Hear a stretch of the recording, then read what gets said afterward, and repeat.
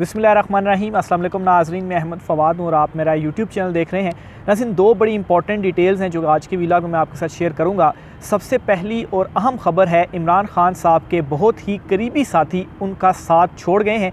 ये मामला क्या है, ये कौन है, और ये पहले नहीं है बल्कि मज़ीद भी कुछ लोटे हैं जिनका सफाया होगा, और ये इमरान खान साहब के ही हक़ में तमाम तर चीज़ें जा रही हैं। और इसके ऊपर इमरान खान साहब की जानिब से भी बड़ा एक अहम जो स्टेप है वो उठाया गया है। इस पर कुछ डिटेल्स आपके साथ में शेयर करूंगा। दूसरे नंबर पर इस वक्त इस्लामाबाद हाई कोर्ट में एक वो चूहे बिल्ली का जो खेल है वो फिर से शुरू हो चुका है। फवाद चौधरी साहब यहाँ पर मौजूद हैं, अपनी ज़मानत के लिए वो यहाँ पर आए थे। उनकी ज़मानत मंजूर हुई, लेकिन जब वो बाहर गए इस्लामाबाद हाई कोर्ट के गेट से बाहर, तो उन्हें गिरफ़्तार करने की कोशिश हुई और फिर उसके बाद वो वहाँ से भागते हुए वापस इस्लामाबाद हाई कोर्ट के अहाते के अंदर आए और इस वक्त वो अदालत के अंदर बैठे हुए हैं कि उनके पास चूँकि ज़मानत मौजूद है, इस्लामाबाद हाई कोर्ट के ऑर्डर्स भी मौजूद हैं, लेकिन इसके बावजूद भी इन्हें पुलिस गिरफ़्तार कर रही है। तो इसकी भी जो सारी डिटेल्स हैं वो आपके साथ में शेयर करूंगा कि अब वो गिरफ़्तार हो जाएंगे या अंदर वो किस चीज़ का इंतज़ार कर रहे हैं। तो सबसे पहले नाज़रीन मैं आपको बताता चलूँ कि पाकिस्तान तहरीक-ए-इंसाफ़ के MNA और कराची से इनका ताल्लुक़ है।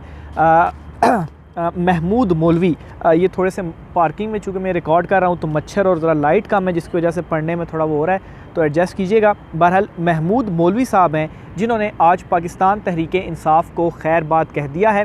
और सोर्सेज़ के मुताबिक नाज़रीन ये पहले नहीं है बल्कि पाकिस्तान तहरीक-ए-इंसाफ़ को तोड़ने की मज़ीद कोशिश भी इस वक्त की जा रही है और बहुत सारे और भी ऐसे लोटे होंगे जो पाकिस्तान तहरीक-ए-इंसाफ़ के आने वाले दिनों में सामने आएंगे और पाकिस्तान तहरीक-ए-इंसाफ़ से अलहदगी का ऐलान भी करेंगे।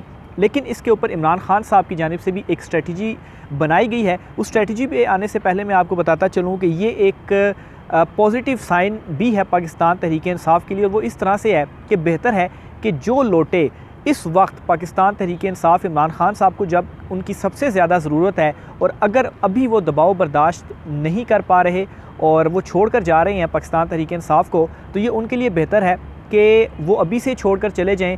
और इस वक्त जो पाकिस्तान तहरीक-ए-इंसाफ़ का टिकट जो कि जीत की ज़मानत बना हुआ है वो उस शख्स को मिले जो इमरान खान साहब के साथ इस मुश्किल वक्त में भी खड़ा हुआ है, और जब कल को वो जीत कर असेंबली में आए तो उस वक्त भी इमरान खान साहब के साथ ऊपर नीचे जो भी हालात रहते हैं वो इमरान खान साहब के साथ खड़ा ही रहे। तो इस सेंस में इसको देखा जाए तो ये एक पॉजिटिव चीज़ भी है। ठीक है, आज एक MNA छोड़ गए हैं इमरान खान साहब को, इमरान खान साहब के काफ़ी करीबी भी थे। बहरहाल मज़ीद भी कुछ इतलात इस तरह से सामने आ रही हैं, सोर्सेज ये क्लेम कर रहे हैं, बता रहे हैं कि मज़ीद भी कुछ लोग आइंदा आने वाले जो दिन हैं उनमें पाकिस्तान तहरीक-ए-इंसाफ़ को छोड़ कर जाएँगे।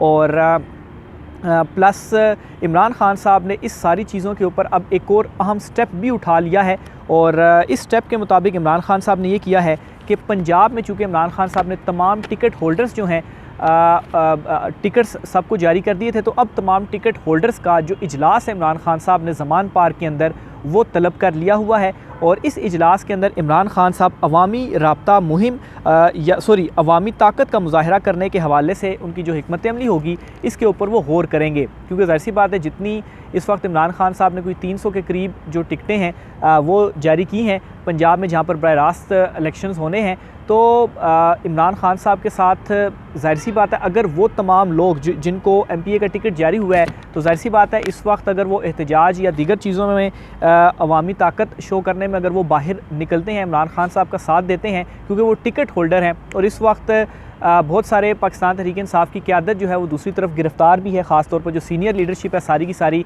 कुछ ही लोग हैं जो पाकिस्तान तहरीक-ए-इंसाफ़ के बाहर हैं, तो उनमें से भी ये छांटी हो जाएगी कौन इस वक्त इमरान खान के साथ खड़ा होता है। क्योंकि अगर कोई ज़मान पार्क में नहीं आता और इमरान खान साहब की जो प्लानिंग है ये राब्ते जो अवामी मुहिम या ताकत का मुजाहरा अवामी ताकत का मुजाहरा करने के हवाले से जिस चीज़ों के ऊपर वो डिस्कशन करेंगे, तो ये बहुत ज़्यादा इंपॉर्टेंट होगी कि इस वक्त इमरान खान साहब के साथ कौन कौन खड़ा जो है वो होता है। तो ये नाज़रीन इमरान खान साहब की पार्टी के अंदर इस वक्त जो मामला चल रहे हैं उस हवाले से एक बड़ी अहम डेवलपमेंट थी। दूसरे नंबर पर नाज़रीन इस वक्त मैं इस्लामाबाद हाई कोर्ट में मौजूद हूँ और यहाँ पर वो चूहे बिल्ली का जो खेल है वो एक मरतबा फिर से शुरू हो चुका है।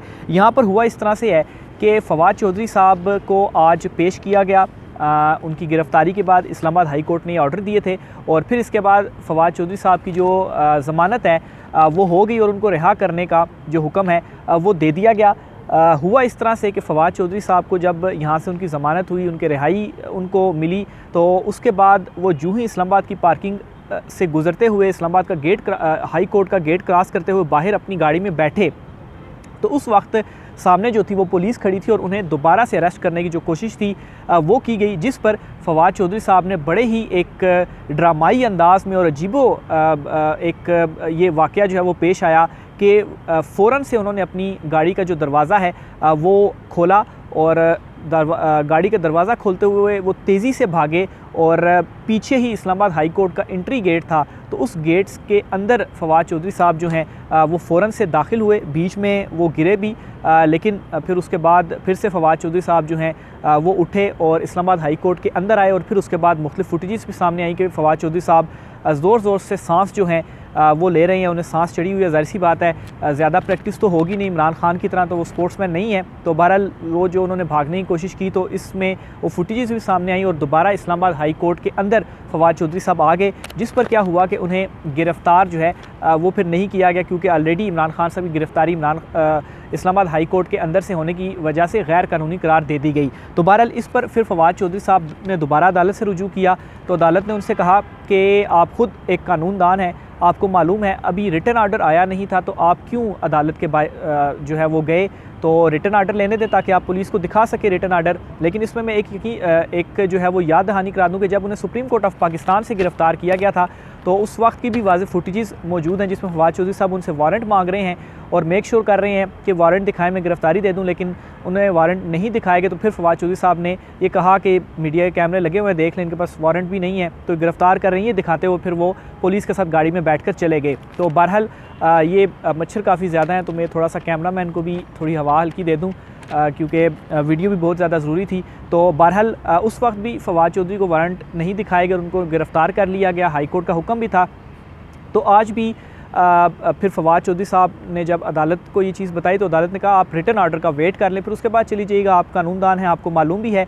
लेकिन फिर उसमें ये ख़दशा सामने आया कि शायद फवाद चौधरी साहब की लाहौर में भी किसी मुकदमे में उनकी गिरफ़्तारी है, तो उसमें शायद उनको गिरफ़्तार किया जाएगा। तो इस पर फवाद चौधरी ने हिफाजती ज़मानत के लिए अप्लाई किया और 2 दिन की हिफाजती ज़मानत जो है वो फवाद चौधरी साहब की मंजूर हुई।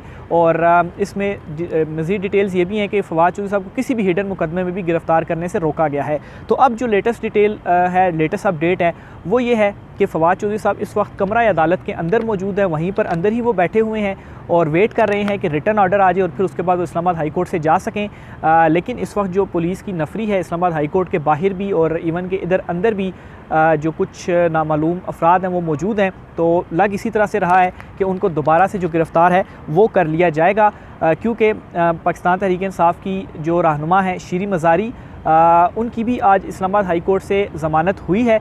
उनकी जो साहबजादी हैं वो इस्लामाबाद हाई कोर्ट में ही उनकी ज़मानत लेकर गई, लेकिन ज़मानत के बाद दोबारा से उनको जो गिरफ़्तार है वो कर लिया गया है। तो इस वक्त जो लीडरशिप है उसके साथ यही हो रहा है। तो फवाद चौधरी के साथ भी यही लग रहा है कि बाहर जिस तरह से जो जितनी बड़ी तादाद पुलिस की मौजूद है, तो फवाद चौधरी साहब जैसे ही इस्लामाबाद हाई कोर्ट से बाहर निकलेंगे तो उन्हें गिरफ़्तार जो है वो कर लिया जाएगा। तो अभी तक ये जो लेटेस्ट अपडेट है जब मैं ये व्लॉग रिकॉर्ड कर रहा हूँ वो सामने आ गई हैं। शीरी मज़ारी की साहबजादी भी अंदर मौजूद हैं और वो दोबारा से हाई कोर्ट में आई हैं, लेकिन ज़ाहिर सी बात है इस वक्त हाई कोर्ट का जो वक्त है वो ख़त्म हो गया है। तो ये नाज़रीन 2 अहम तरीन डिटेल्स थी, अपडेट्स थी। इसके अलावा एक और अहम ख़बर है वो भी मैं आपके साथ जो है वो शेयर करता चलूँ, और वो ख़बर है इलेक्शन कमीशन ऑफ पाकिस्तान से। और वो ख़बर ये है कि इमरान खान, फवाद चौधरी और असद उमर, इन तीनों के अगेंस्ट तौहीन इलेक्शन कमीशन का जो केस था वो इस वक्त चल रहा है इलेक्शन कमीशन ऑफ पाकिस्तान में। और इस केस के अंदर जब आज समाअत शुरू हुई, जो वकील थे वो पेश हुए, तो ये कहा गया, बताया गया इलेक्शन कमीशन को कि असद उमर और फवाद चौधरी ये दोनों गिरफ़्तार हैं। सुबह के वक्त ये जो समाअत थी वो हुई, तो इस पर जो इलेक्शन कमीशन है उनकी जानिब से ये कहा गया कि फवाद चौधरी और असद उमर को छोड़े इमरान खान साहब के हवाले से आप बताएं कि उनका जो वकील है वो कौन है और खान साहब जो हैं वो कहाँ हैं। इलेक्शन कमीशन ने आज ये भी कहा कि हम पहले जो है वो ताउन करते आए हैं, लेकिन अब जो केस है हम इसको आगे प्रोसीड करेंगे। तो बहरहाल इमरान खान साहब को इलेक्शन कमीशन की जानिब से तौहीन इलेक्शन कमीशन के केस में 23 मई को ज़ाती हैसियत में तलब कर लिया गया है। तो ये वीक तो थोड़ा सा पहले भी मैंने एक व्लॉग में कहा था कि थोड़ा सा रिलैक्स्ड है, शायद इतनी ज़्यादा हैपनिंग जो हैं वो ना हो, लेकिन नेक्स्ट वीक से दोबारा से ये जो अदालती महाज है वो खुल रहा है। और 23 तारीख को इमरान खान साहब को तौहीन इलेक्शन कमीशन वाले केस में भी ज़ाती हैसियत में तलब कर लिया गया है। और दूसरा जो नैब का केस है, नैब के केस में इमरान खान साहब को अभी सोर्सेस से ही ये खबर सामने आ रही है कि 18 मई को नैब ने जो है वो तलब किया, ज़ाती हैसियत में पेश होने का कहा है। तो इस पर देखते हैं कि मज़ीद आगे क्या होता है। बहरहाल हाई कोर्ट में फवाद चौधरी साहब मौजूद हैं। दोबारा से वो जो खेल है जो सुप्रीम कोर्ट में हुआ उसी तरह से हो रहा है। गिरफ्तारी के लिए पुलिस तैयार है। बहरहाल वेट कर रहे हैं आर्डर का। देखें फवाद चौधरी साहब के साथ मज़ीद जो है वो अब क्या होता है। राय का इज़हार कीजिएगा। आज की व्लॉग से इतना ही। मुझे इजाज़त दीजिए। अल्लाह हाफ़िज़।